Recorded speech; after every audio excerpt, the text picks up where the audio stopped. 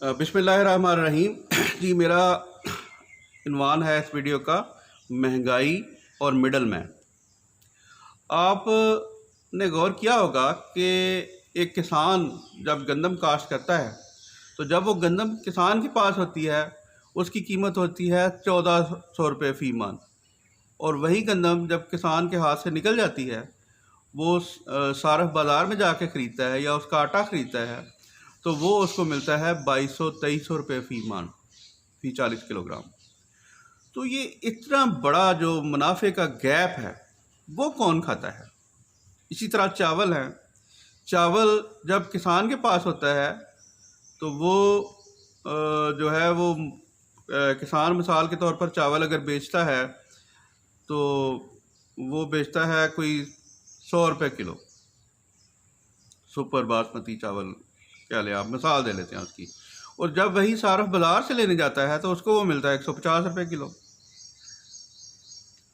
अब ये देखें किसान को क्या मिला। किसान की अगर गंदम और चावल दोनों सूरतों में मिसाल के तौर पर उसकी कॉस्ट है, चावल पर उसकी कॉस्ट आ जाती है, पूरा उसका ख़र्चा जो है वो डाल के वो उसका आ जाता है 90 रुपये किलो उसको पड़ जाता है। खादे वगैरह डाल के, ज़मीन वगैरह का अगर उसने वो रेंट देना है, ठेका वगैरह देना है, तो उसको 10 रुपये किलो के बचते हैं। जबकि सारफ जो है वो एक ऐसी चीज़ जिसकी प्रोडक्शन कास्ट 90 रुपये है उसको 150 रुपये में ख़रीदनी पड़ रही है, उसको 60 रुपये मुनाफा देना पड़ता है। तो ये बीच में कौन मुनाफा जो है वो खाता है?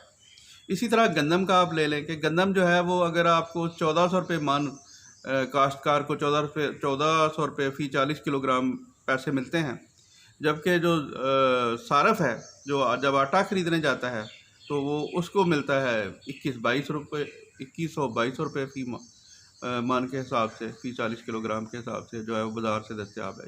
ये ना तो पैसे किसान को मिलते हैं और ना ही सारफ को बचते हैं कि उसको अगर सस्ती चीज़ आई है मार्केट में तो सस्ती मिल जाए।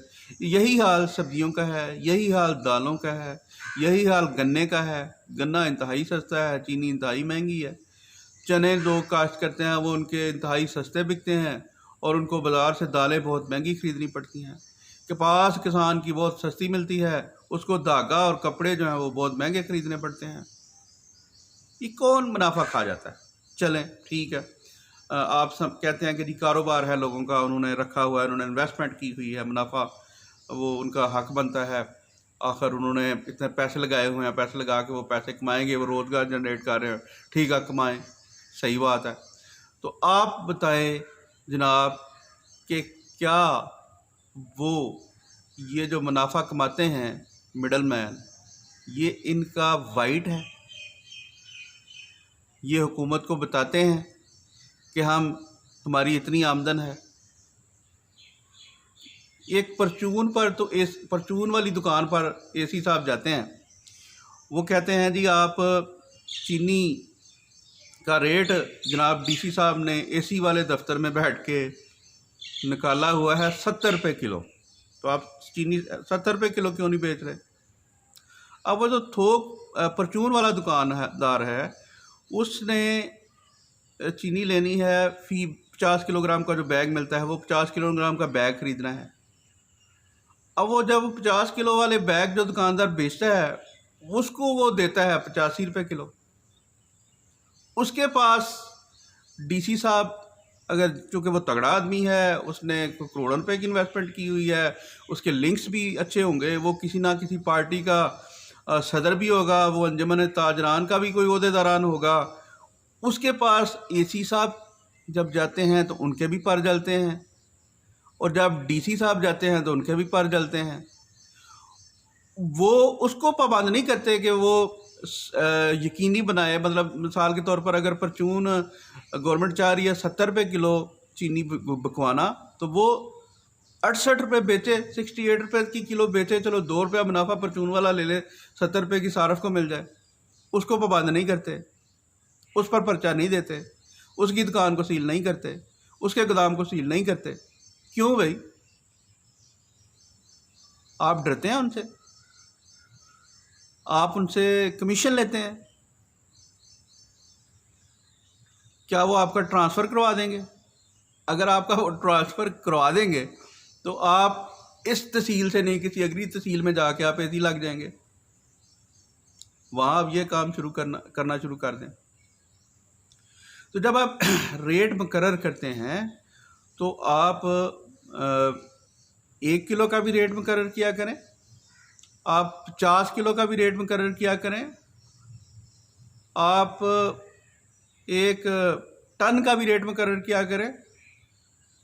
उस हिसाब से रेट मुकर्रर किया करें कि जो पैसे किसान, जो प्रोडक्शन कास्ट है किसी चीज़ की, उसके हिसाब से सारफ को जायज़ मुनाफा लेके चीज़ मिल जाए।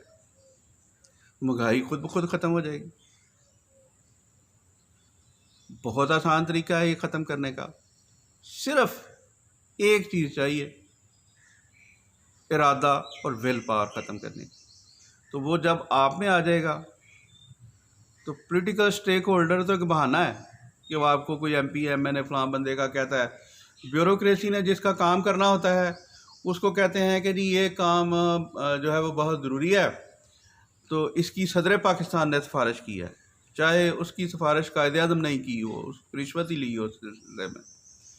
लेकिन जब कोई काम ना करना हो तो उनके पास 101 बहाने होते हैं कि हमने नहीं करना। तो लिहाजा अगर आप चाहते हैं, ब्यूरोक्रेसी चाहती है महंगाई कम करना, तो वो बड़े आराम से करवा सकती है। वो परचून फरोशों के साथ साथ जो थोक में चीज़ें बेचते हैं, जो मिडल मैन हैं, इनको भी रेगुलेट करें। चीज़ों के रेट को जब आप जारी करते हैं, फ़हरिस्त जारी करते हैं, रेट लिस्ट जारी करते हैं, तो फ़ी किलो की के साथ साथ फ़ी किलो की भी जारी करें, फ़ी 50 किलो भी जारी करें, फ़ी टन की भी जारी करें। और उनके जो बिल्स हैं वो चेक करें।